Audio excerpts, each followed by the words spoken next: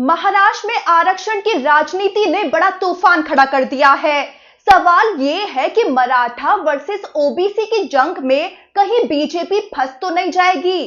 तो मराठा आरक्षण का मुद्दा क्यों फिर से गरमाया और क्यों ओबीसी खुलकर विरोध कर रहा है? दरअसल मुंबई के आजाद मैदान में पिछले 5 दिनों से भूख हड़ताल पर बैठे हैं मराठा आरक्षण आंदोलन के नेता मनोज जरांगे। उनके साथ हजारों समर्थक डटे हुए हैं। उनकी मांग साफ है कि मराठा समाज को ओबीसी के तहत आरक्षण दिया जाए। लेकिन यहीं से शुरू हो गई है नई मुश्किल, क्योंकि ये मांग सीधे सीधे मराठा और ओबीसी के बीच लड़ाई में बदल चुकी है। अब पहले आपको मराठा आरक्षण आंदोलन के नेता मनोज जरांगे की मांग समझाते हैं। तो मनोज जरांगे ये कह रहे हैं कि मराठा समाज को कुणबी जाति का दर्जा दिया जाए। कुणबी पहले से ही ओबीसी कैटेगरी में शामिल है।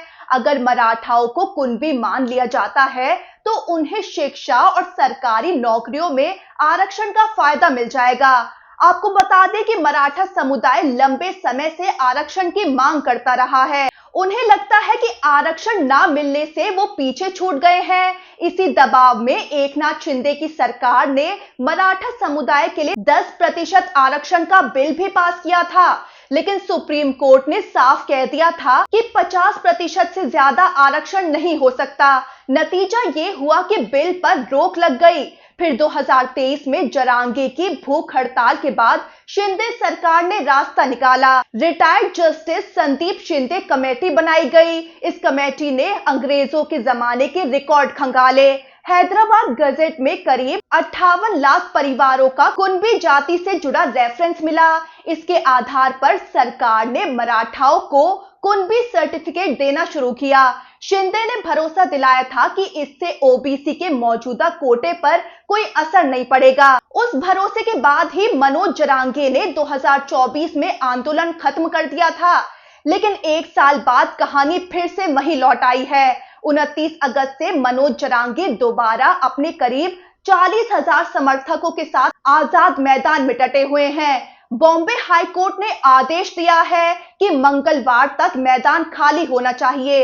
लेकिन जरांगे साफ कह चुके हैं कि जब तक मांगे पूरी नहीं होंगी तब तक मैदान नहीं छोड़ेंगे। जरांगे ने तो सीधा सीएम देवेंद्र फडणवीस को चेतावनी भी दे डाली है। वो बोले कि पुलिस से लाठीचार्ज करवाने की गलती मत करना, वरना हम दिखा देंगे कि मराठा क्या होते हैं। जरांगे का अल्टीमेटम साफ है, या तो मराठा आरक्षण दो या फिर हम यहां से नहीं हटेंगे। लेकिन इस मांग से ओबीसी समुदाय उबल पड़ा है। महाराष्ट्र सरकार के मंत्री और वरिष्ठ ओबीसी नेता छगन भुजबल ने दो टूक कहा कि ओबीसी के कोटे में किसी भी जाति को गैर कानूनी तरीके से शामिल नहीं किया जा सकता।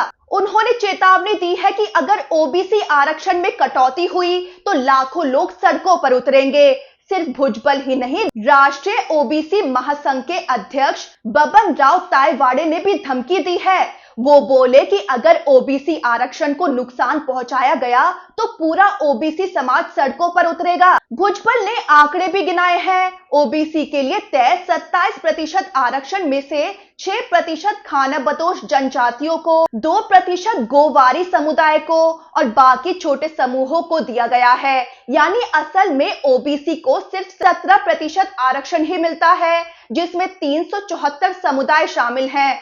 भुजबल का कहना है कि अब अगर मराठाओं को भी इसमें शामिल किया गया तो ये सरासर अन्याय होगा। वहीं आपको बता दें कि महाराष्ट्र की राजनीति की दशा दिशा अक्सर मराठा समुदाय तय करता आया है, लेकिन ओबीसी वोट बैंक भी उतना ही मजबूत है। 2023 से ही महाराष्ट्र की सियासत मराठा आरक्षण के इर्द गिर्द घूम रही है।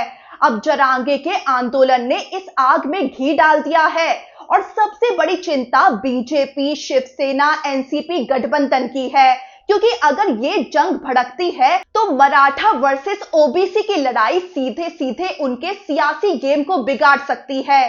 तो तस्वीर साफ है कि एक तरफ जरांगे ये कह रहे हैं कि मराठों को कुणबी बनाओ और ओबीसी का हक दो, वहीं दूसरी तरफ ओबीसी नेता भुजबल और महासंघ ये कह रहा है कि अगर ऐसा हुआ तो सड़कों पर बगावत होगी।